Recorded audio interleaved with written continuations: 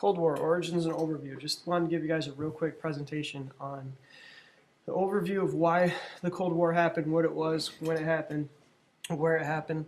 You need to take notes as you go through. There'll be a short quiz on this, and you also need to be prepared to give me the 5 W's, the who, what, the where, the when, the why for the Cold War. Now, going through this, I put some Wikipedia links in there. This is basically just overview, encyclopedia level stuff. So don't feel like we're going into depth. I just want to give you some idea of what we're talking about, so that when we go through some of the primary source documents, you have an idea of what's going on. So we want to look back at how did we get in the situation we got in with the Cold War, and that really starts before World War II and before our alliance with Russia and Stalin. So when the Bolshevik Revolution happens in 1917, back during World War I, that's the origins of communism in the Soviet Union. And if you remember when we talked about World War I, the United States does not trust the Soviet Union at all. We don't trust communist ideology. So in 1917 is when the strained relationship really starts. We have the first American Red Scare that we talked about in class earlier in the year, where we are afraid of communism and anyone that's communist, and we try and get rid of them, and we change a bunch of laws. And that goes into us not trusting Stalin and the communists later. Adding to that fact, he was aligned with Hitler at the beginning of World War II, makes us trust him even less. And the wiki link down there at the bottom, the quote that really sums this up pretty well, or the phrase, is the friend, or the enemy of my enemy is my friend. And that's how we look at Stalin. We don't like him per se. We don't like what he stands for. We don't trust him at all.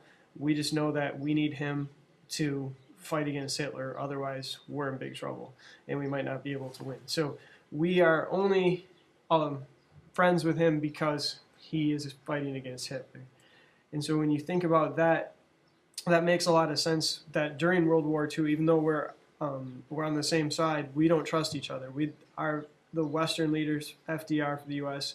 and Churchill for Britain, don't trust Stalin, and Stalin doesn't trust us. So we have some specific concerns as far as trusting him as a person, and him being kind of an evil, manipulative, willing to kill anyone dictator. We thought the Soviet Union would try to spread communism throughout Europe, and we didn't want that to happen because, remember, we're afraid of that ideology spreading throughout the world. And we were also very concerned that the Soviet Union would occupy and take over Eastern Europe and possibly all of Europe. The Soviet concerns were, again, the trust issue. They thought the U.S. would try and spread capitalism, so they have the same fears we do, just on the other side. They thought Stalin believed the U.S. delayed entry into the war, specifically believed that we didn't open up a Western front, we didn't invade France. We delayed that just to try and hurt the Soviets and weaken them. He also, later in the war, doesn't trust us because we don't tell him about the atomic bomb. He had spies in the United States, so he knew that we were developing the atomic bomb, but we never told him about it. So usually in an alliance, you would tell everybody what was going on and everybody would know, but that trust never exists. So that trust that goes through the war is kind of an uneasy thing. We need to have these two sides need to work together to defeat the Nazis, and so we work on that. But where the distrust really comes through is in the post-war planning. I want to specifically talk about the Yalta Conference and the Potsdam Conference, which you've already heard in your Hippocampus videos. You've already seen those, but just to kind of go back through that.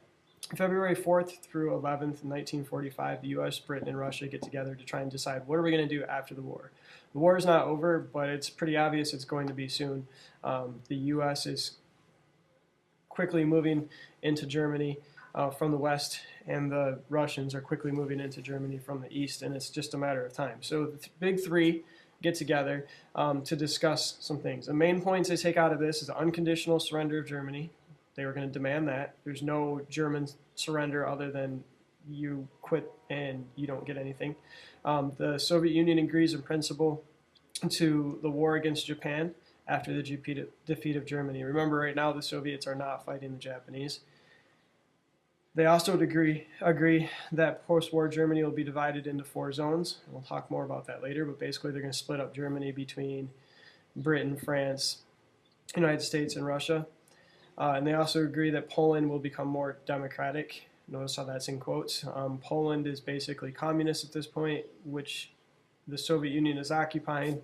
The U.S. doesn't want that to stay communist, but the Soviets basically see Poland as non-negotiable, because every time that Germany has invaded Russia, World War I and World War II, they go through Poland, and Stalin basically says this is not happening anymore. And so the agreement was that they would become more democratic, whatever that meant. Potsdam Conference, after the German surrender, it's actually held in Germany. Germany could be called the Berlin Conference as well. Basically, here they're trying to decide a new world order. Who's going to be in charge of what? What's this thing going to look like? They're going to try and decide where the peace treaties are going to be, what countries are going to be at peace, and they want post-war reconstruction. So they agree on a couple of things. We're still at war with the Japanese, so that's an important discussion. The Soviets haven't joined yet. But the main points you take out of Potsdam is that we're going to split Vietnam between North and South, basically communists and non-communists, and that's just because it was easier at that point. They're going to help the USSR economy. So the Soviets actually move a lot of the heavy industry out of Germany, literally pick the factory equipment up and move it into Russia. And that's designed to make up for the fact that the Germans destroyed most of Eastern Russia. And they're going to reiterate, or they're going to come up with a formal demand for unconditional surrender in Japan.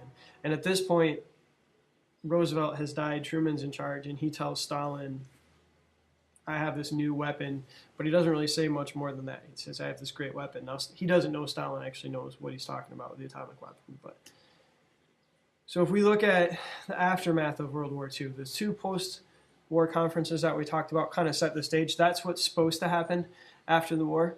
The Soviet Union kind of goes back on a lot of those promises. They continue to occupy and annex a lot of Eastern Europe. And if you look at that picture right here, you can kind of see how the Soviet Union's borders change from 1938, so pre-war.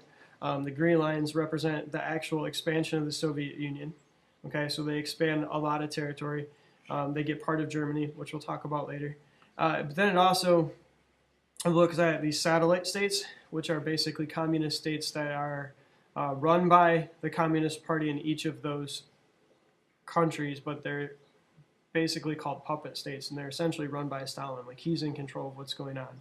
And Stalin sees this as a buffer zone, these satellite states as a buffer zone between the West, which is democratic, and the East, and him, which is communist. So this is kind of the in-between to protect his country.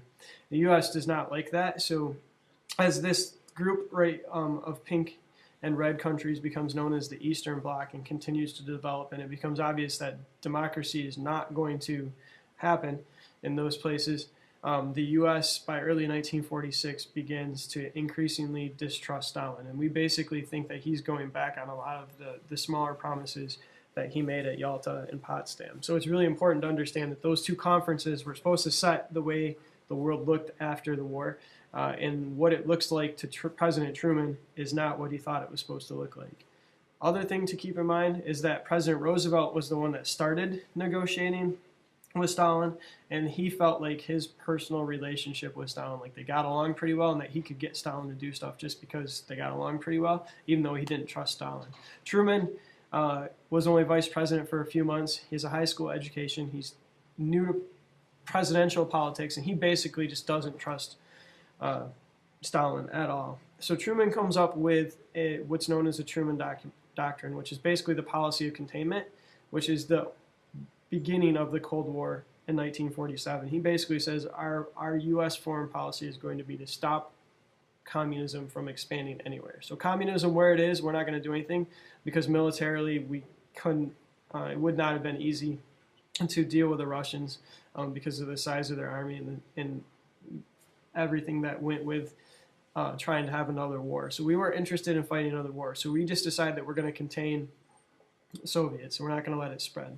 And that will give rise to conflict in Korea, Vietnam, and a lot of other places. So what does this all mean? What does the actual Cold War look like? We have the Cold War as dates being roughly 1947 to 1991. Okay, so the Cold War goes on and on and on. And when we talk about the Cold War, we're looking at basically a conflict, political conflict, a military conflict that's never direct. Okay, we don't ever actually fight the Soviet Union. We don't go to war with Russia because by 1949 they have atomic weapons, we have atomic weapons. Their military is so large, our military is so large, it probably would have meant the end of the world. So the Cold War is mainly the democracies, the U.S., NATO, and we'll talk about what that means later, and communists, otherwise communities, but mostly communist if you want to take my typo out of context. And that is USSR and the Eastern Bloc allies. And there's no direct fighting, but there's indirect fighting in places like Korea, Nicaragua, Afghanistan, Vietnam, Cuban Missile Crisis. There's all these indirect conflicts, and there's almost fighting. There's a lot of times we come close to fighting them. There's a lot of tension between the two sides. There's a large military buildup, and it's really this conflict between ideologies and communism and capitalism.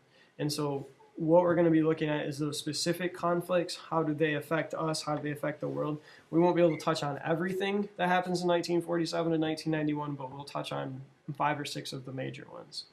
So if you haven't taken good notes, you need to go back through and do this, watch this presentation again and take notes. You also need to write down the 5 W's, the who, the what, the where, the when, the why, for the Cold War.